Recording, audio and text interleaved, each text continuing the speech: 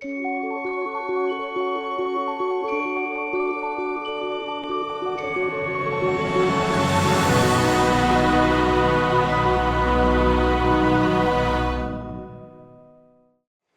this is my mom, and she's a great hero of mine, and she's a visionary.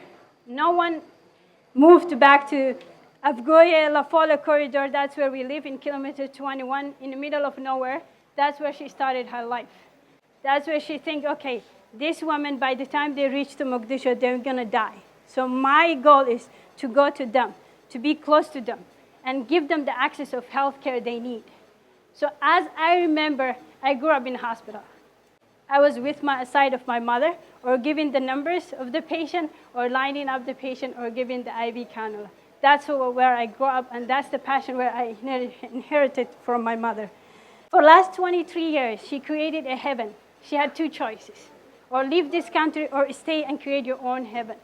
So for her, she didn't have an idea of Mogadishu rising. She already see her old Mogadishu.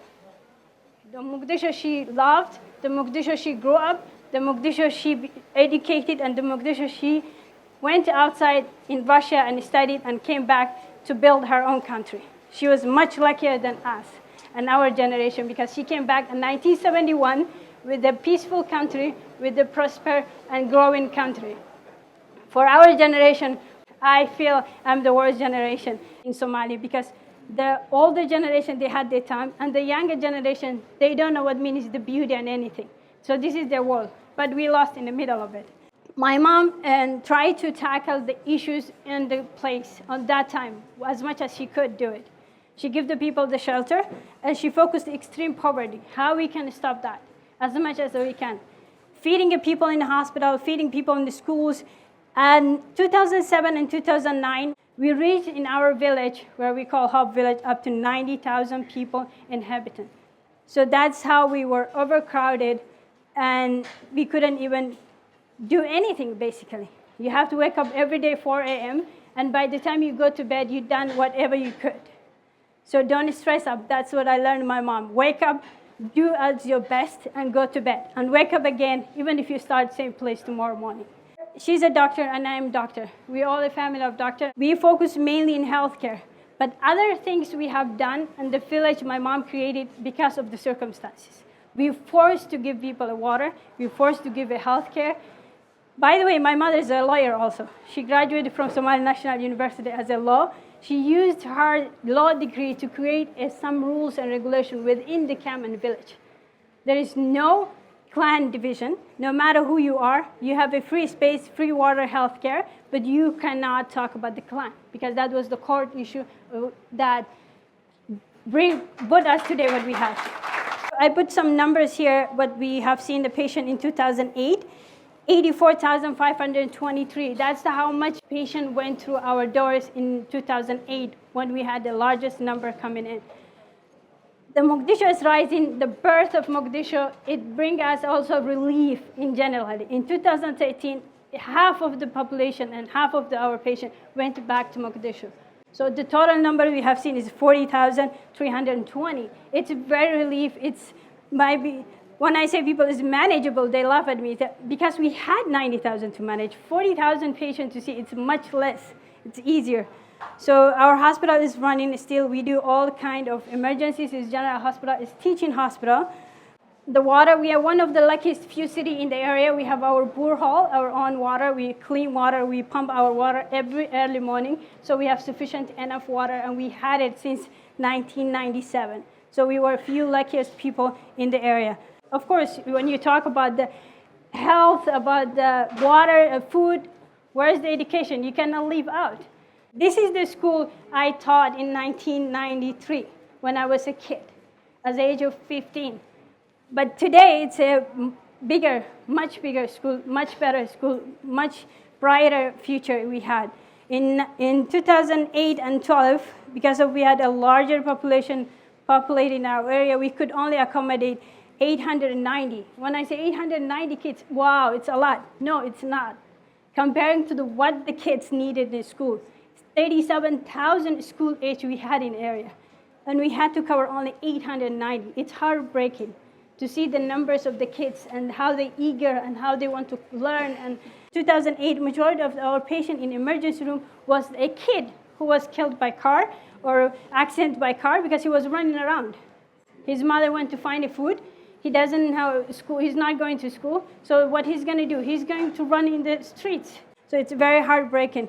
The 2014, the numbers of IDP moved from the corridor to Mogadishu. We are now teaching the kids about 318 in our primary school, but still the need is high. It's 6,700 kids. We created a daycare because of the story happened, and it's a very heartbreaking story that happened within our camp and close to us. Mother went to find a food for her own children, and she left behind 2 of her kids, and she closed the house and she left, and the house burned it down. The kids die within the house. Because it's a bush, it's easy, it's flammable, the children, they die. So in 2009, we decided to have a daycare. Give them as access where they can drop their kids and do whatever they want and come and get it for their own kids. In tackling the problem of losing our children, also we tackle the problem of malnutrition. Because you need to give a food a proper time. You need to give a child at the age of 12 the nutrition he needs. Otherwise, we're raising a generation that's incapable to act and think about it because they lost the main nutritional thing they needed on that time, on that age. So it's very crucial things we do in daycare. We are very proud of it, and we're trying to grow. We're struggling every day. We become a family. We're not like a village where everybody comes out and in. We are a family. We have been together 23 years, 24 years. Kids born there. Today they are teachers, they are nurses, they are part of security. We become a family who carries their own city.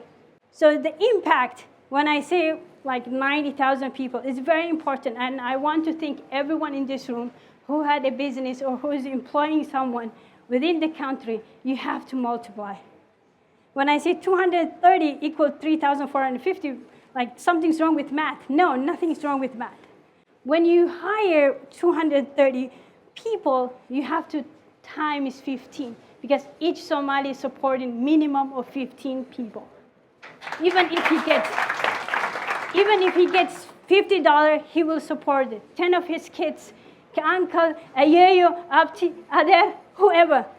We are very proud. In 2008, we employed 230 people in our hospital and the camp. What happened is the attack happened. In 2010, we were attacked in our hospital, was destroyed. Because due to some war circumstance, my mom was kidnapped. We didn't know where she is for a whole day. But the impact, I always think about it. What they did. They destroyed the hospital, the school. It's mine, but how many lives they impact for one action? The guy took a gun and destroyed the hospital. Over 4,000 people, their food, their hope. Over 90,000, their hospital and school is destroyed for 1 second. The young boy who just wanted to get what he wanted. After 2 days, he left, but the people lost. The NGOs who were supporting are left because of the insecurity. So that is what you are thinking. When you say 90,000, it's not an easy number. It's 1% of Somali population. So again, I always think, as of today, we have 112 employees. I always multiply how many people I'm reaching out. We have now employed 87. We reduced it from 112 to 87, and I always think 375 people lost their income, lost their food. That is what I cannot sleep at night. I just fired 25 people, but I look at the impact and the problem I created and the people I affected. But also I'm very proud to give 1,305 people a good night's sleep and food for their table. That is what makes me feel happier. So my generation and generation of our camp of hope, it's moving from emergency to sustainability. That is our goal. Somalia was emergency no matter where you go in the world, no matter who you meet, UN, whatever, they will tell you Somalia is a state of emergency. Nobody will support. How Somalis can support themselves, how they can come from emergency situation to sustainable situation. That is very important. We have to think about it, and we have to say where we are heading in a moment. And you don't need to think too much, or you don't need, oh, I need money, I need to do this, I need to build a beautiful architecture. No. You need to impact one person so he can impact 16 others. That is how you want to do it. And I think it's our mothers. The mother is the future. This is our lineup in our OB. So if you get educated and employed mother, you're going to get healthier child, educated child, and that brings a better future. So let's start supporting our mothers. This is where we are today. That girl, little girl in my camp, I need to think about it. Do I need to have that kind of life where she's taking care of her siblings? Or future when she grows up, become mother, she goes to the lineup and getting the food? No, that's not the picture I want for her. No, that is where we should start. Yeah, we are in a tough time. We are struggling. But we need to think beyond today. We need to think like 50 years from now. That little girl, 4 years old, she should have the future that we give that boy. He's sitting today there. Faisal. Faisal came to our hospital door when he was 14. Today he's 90 years old. He's a technician, lab technician. He's taking care of all part department of our lab. That is the impact we did. I needed him. He's supporting my lab. It's good for me. He's helping his family and his own other relatives. That's where you need to think about it, to give that girl that opportunity. This is when we need to focus. We do co-op farming. You need to remind yourself we have a beautiful country where you can farm. We don't have to worry about the hunger. We don't have to wait about World Food Program that was in ships, days, months. This is what we have. So we need to learn how to cultivate, how to farm, how to eat our fresh food. So try, sleep, there's a farm. Go farm. Buy from local farmers. That's what I encourage. We want to see the happy family. When the child comes, his weight is beautiful, the mother is happy, we are happy. I want to see this tree. I want to see Somalia rising like moringa. Moringa tree is one of my favorite trees. I want to do a clinical research. One is the first, like blooming so fast and growing so fast. It takes like only 2 months to bloom, and it doesn't need any water after 1 month. So it's self-sufficient, it grows better. I encourage each of you take one moringa and plant your house to tackle the environment issue and to see how you can do from one seed to bloom this beautiful.